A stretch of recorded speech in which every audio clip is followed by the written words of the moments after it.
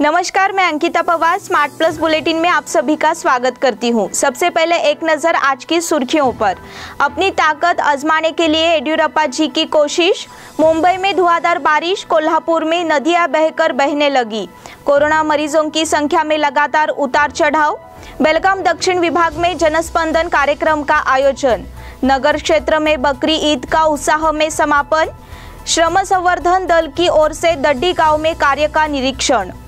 Hotel Adarsha palace आपके लिए लाए हैं फूड पार्सल और home delivery service, breakfast, lunch और dinner, south Indian, north Indian, tandoori. कोविड-19 के तहत स्वच्छता और सभी नियमों का पालन।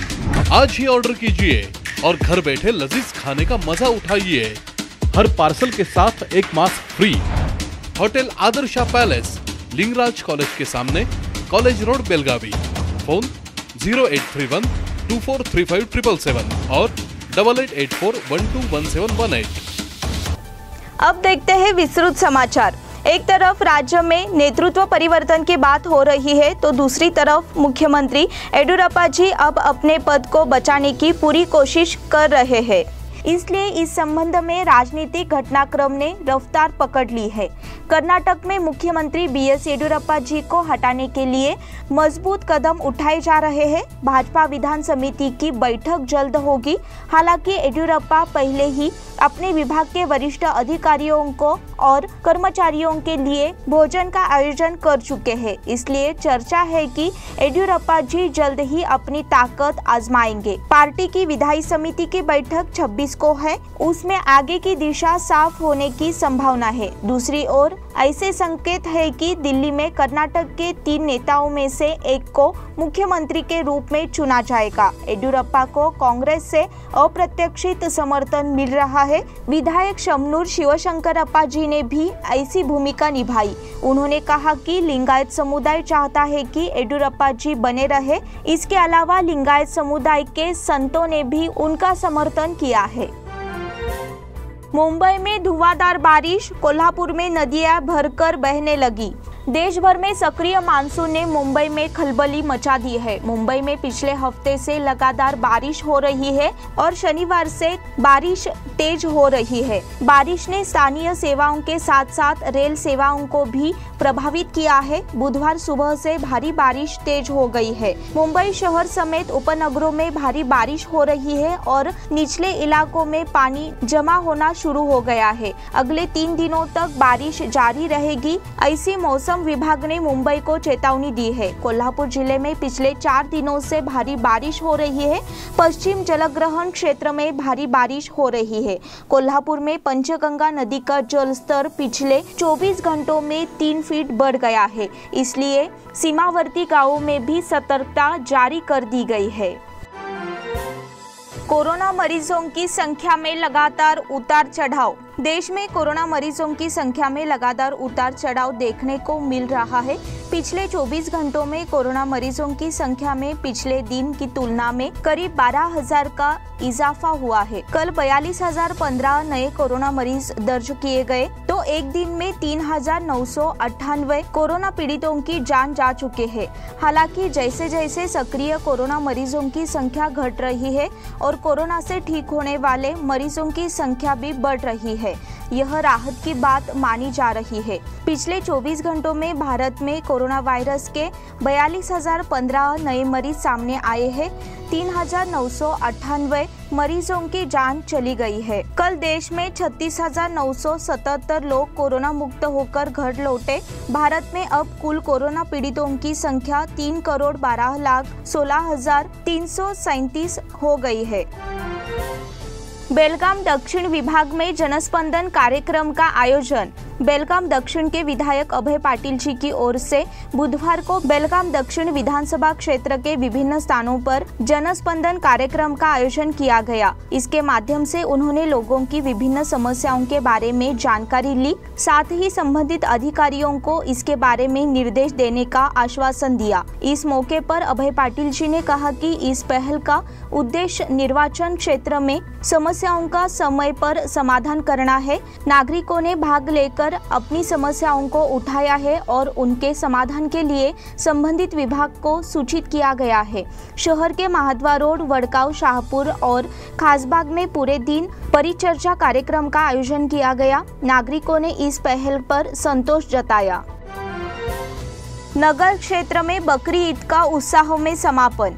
बेलगाम शहर और उसके आसपास के इलाकों में बुधवार को बकरी ईद मनाई गई। भाइयों ने बधाई का आदान प्रदान कर पर्व मनाया। मुस्लिम भाइयों के लिए रमजान और बकरी ईद साल के 2 महत्वपूर्ण त्योहार है। इस अवसर पर सामूहिक प्रार्थना करने की प्रथा है, लेकिन कोरोना की पाबंदियों के चलते इस साल घर से ही नमाज अदा की गई। घर में बनी मिठाइयाँ और अन्य चीजों का आदान प्रदान किया गया। सोशल मीडिया के जरिए एक दूसरे को बधाई देकर त्योहार मनाया गया। श्रम संवर्धन दल की ओर से दड्डी गांव में कार्य का निरीक्षण। पिछले महीने हुक्केरी तालुका के दड्डी गांव में महात्मा गांधी राष्ट्रीय ग्रामीण रोजगार योजना के माध्यम से काम करने वाले श्रमिकों को मास्क वितरित किए गए थे। इसके लिए श्रम संवर्धन दल के राहुल पाटिल ने कार्यस्थल का दौरा किया और उन्होंने काम का निरीक्षण किया। झील की खुदाई के दौरान बड़े बड़े पत्थर निकलते देख उन्होंने पंचायत से इस संबंध में मजदूरों को होने वाली दिक्कतों के बारे में बताया और कुछ सुविधाएं देने का वादा किया। संगठन की ओर से यल्लाप्पा, रुक्मिणी मेडगुली, कस्तूरी गस्ती, शिवाप्पा जिंद्राल, शिल्पा गस्ती मौजूद थे। इस बुलेटिन के अगले समाचार छोटे से ब्रेक के बाद। होटल आदर्शा पैलेस आपके लिए लाए हैं फूड पार्सल और home delivery service, breakfast, lunch और dinner, south Indian, north Indian, tandoori. कोविड-19 के तहत स्वच्छता और सभी नियमों का पालन। आज ही ऑर्डर कीजिए और घर बैठे लजीज खाने का मजा उठाइए। हर पार्सल के साथ एक mask free. Hotel Adarsha palace, Lingaraj college के सामने, कॉलेज रोड, बेलगावी। फोन 0831 2435 और 8884121718। ब्रेक के बाद फिर से एक बार आपका स्वागत। ढोनेवाड़ी में आषाढ़ी एकादशी उत्साह के साथ मनाई गई। उत्सव की शुरुआत भक्तों की दिंडी यात्रा से हुई।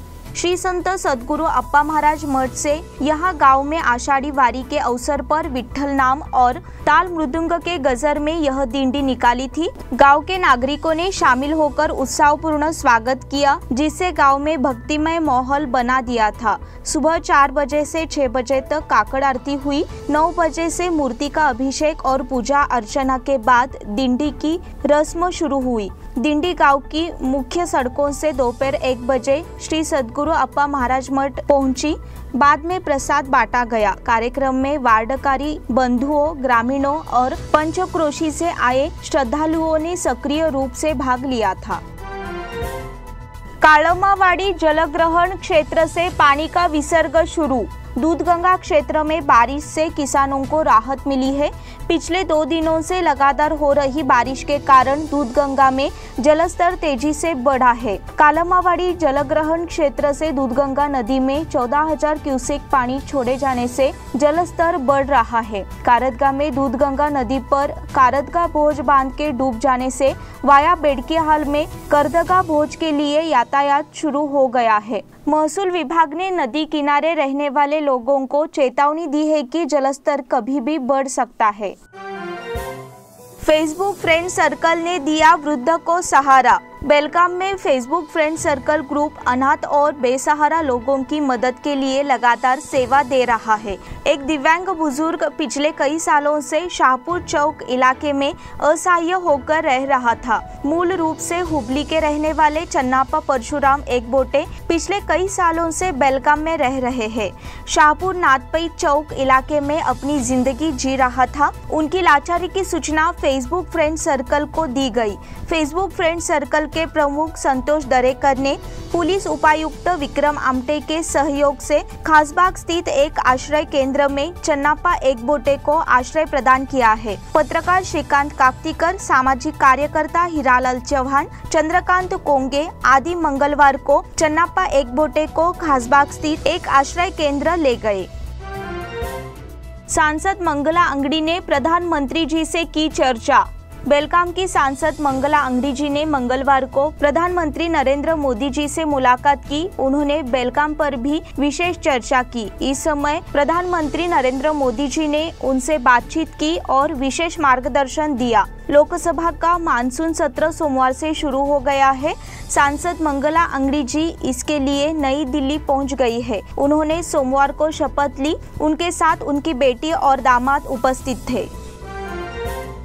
गणेशोत्सव के संदर्भ में किरण जाधव ने दिया निवेदन। कर्नाटक राज्य ओबीसी मोर्चा के सचिव और गणेश सेवा संघ और विमल फाउंडेशन के अध्यक्ष किरण जाधव ने जिलाधिकारी जी से कोरोना प्रकोप के मद्देनजर आगामी श्री गणेशोत्सव के नियमों को और शर्तों की घोषणा करने का अनुरोध किया है। किरण जाधव जी ने जिलाधिकारी एमजी हिरेमठ जी से मुलाकात की और उन्होंने उपरोक्त अनुरोध पत्र प्रस्तुत किया। जिला प्रशासन ने अब तक कोरोना के प्रकोप से पैदा हुए हालात को बखूबी संभाला है। हालांकि पिछले साल श्री गणेशोत्सव की खुशी कोरोना के चलते खत्म हो गई थी। अब इस साल का श्री गणेशोत्सव नजदीक आ रहा है। किरण जाधव जी ने जिलाधिकारी जी को लिखे पत्र में कहा है कि जल्द से जल्द उचित गाइडलाइन जारी किए जाए ताकि जनता कोरोना के खतरे को देखते हुए खुशी से त्योहार मना सके। इसी के साथ स्मार्ट प्लस बुलेटिन के आज के समाचार समाप्त हुए। धन्यवाद।